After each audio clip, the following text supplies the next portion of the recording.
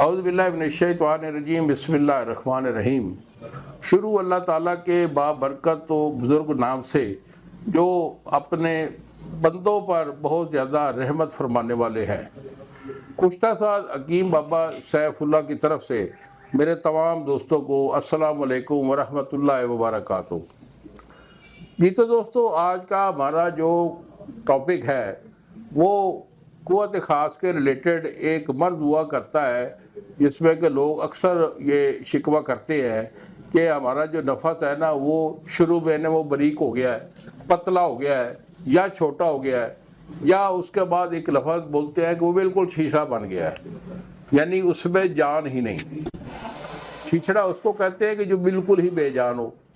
उसका मकसद ये होता है कि बिल्कुल जो छिछड़ा बन जाता है ना, उसके ऊपर आप चूंडी भी काटे ना तो ये लगेगा कि जैसे इसमें जान ही नहीं है। आम बदन पर चूंडी काटो तो उसमें एक पेन, एक दर्द महसूस होता है। तो ऐसे नफस पे आप काटे भी सही ना तो वो बहुत कम दर्द महसूस करेगा, यानी कि उसकी जो ये जल्द है, उस जल्द के जो आसाब हैं वो इतने एक बेहिस हो जाते हैं कि वो खबर देने में वो बेचारे वो बिल्कुल कमज़ोर होते हैं। तो इसकी जो ये प्रॉब्लम है, ये इसको हम छिछड़ापन कहते हैं कि जो बिल्कुल ही फारिग हो गया है, पेंसिल की तरह या उससे भी छोटा हो गया है। तो अक्सर शिकायत करते हैं कि ये सिर्फ जो है ना एक जगह है बस पेशाब करने वाली, और कोई इससे प्रैक्टिकल हम नहीं कर सकते।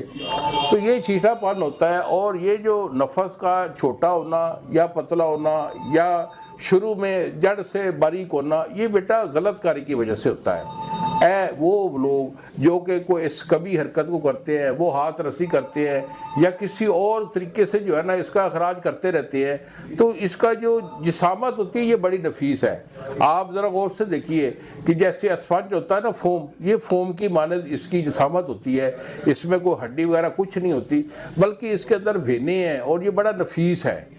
इंसानी जिस्म में दो चीज़ें सबसे ज़्यादा नफासत वाली होती हैं, एक इंसान की ज़बान है और दूसरा इंसानी आला तनासुल। ये भी बहुत नफीस होता है। आप थोड़ा सा अगर ख्याल करते हैं तो ये फ़ौरन जो है ना एक्टिव हो जाता है या ढीला हो जाता है। इसी तरह ज़बान जो है, ज़बान पर कोई चीज़ भी रखें तो वो फ़ौरन आपको खबर देती है कि ये चीज़ मीठी है, कड़वी है, फीकी है, नमकीन है। इसी तरह जो है ना, और जिस तरह ये इसका ज़बान का असर पूरी जो है ना माइंड में और पूरे जिस्म में फौरी जो आ जाता है, इसी तरह जो इसके असरात होते हैं ये भी बहुत जल्दी पिक करता है। इसके अंदर ये कुदरती तौर पर अल्लाह ताला ने जो है ना एक रखी हुई है, तो ये जल्दी जो है ना इसको चीज़ों को पिक करता है। तो ऐसा गैर ज़रूरी जो फेल होता है, ऐसा अमल जो होता है, ये इसको डैमेज कर देता है, इसकी वेनों में प्रॉब्लम आ जाता है। तो ये इसकी एक ख़ास वजह ये होती है। और बैक में इसका जो प्रॉब्लम होता है वो वही होता है जो मैं अक्सर बताता हूँ कि अज़ार ऐसा की वीकनेस।